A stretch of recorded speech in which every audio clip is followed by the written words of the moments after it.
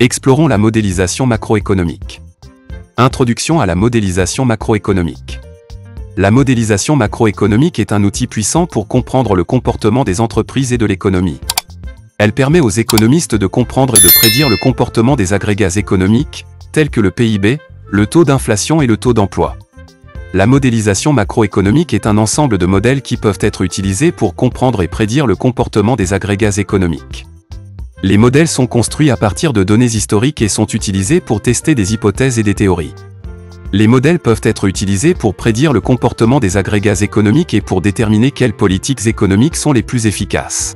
Si vous êtes intéressé par plus d'apprentissage, veuillez cliquer sur le lien en description de cette vidéo pour vous inscrire à la prochaine session de notre formation en économétrie et techniques quantitatives.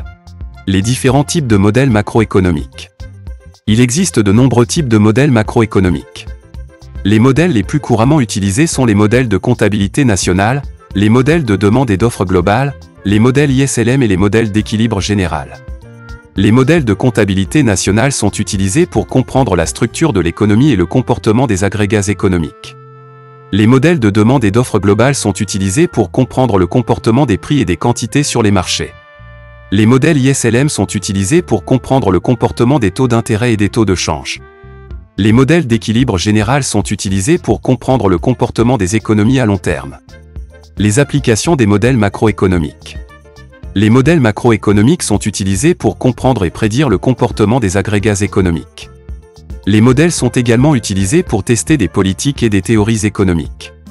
Les modèles peuvent être utilisés pour prédire le comportement des agrégats économiques et pour déterminer quelles politiques économiques sont les plus efficaces.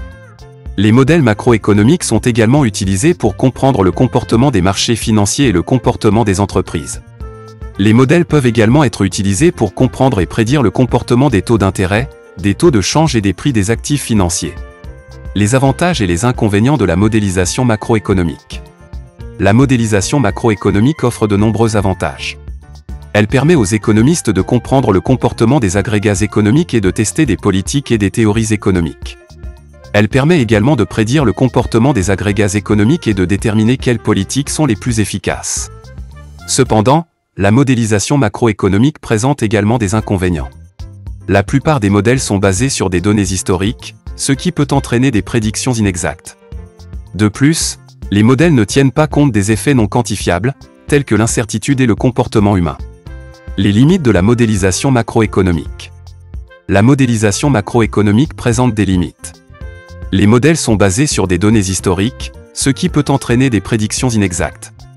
De plus, les modèles ne tiennent pas compte des effets non quantifiables, tels que l'incertitude et le comportement humain.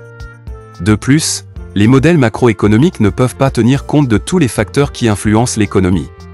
Les modèles ne peuvent pas prédire les changements dans les préférences des consommateurs ou les changements dans les conditions économiques mondiales. Si vous êtes intéressé par plus d'apprentissage, veuillez cliquer sur le lien en description de cette vidéo pour vous inscrire à la prochaine session de notre formation en économétrie et techniques quantitatives.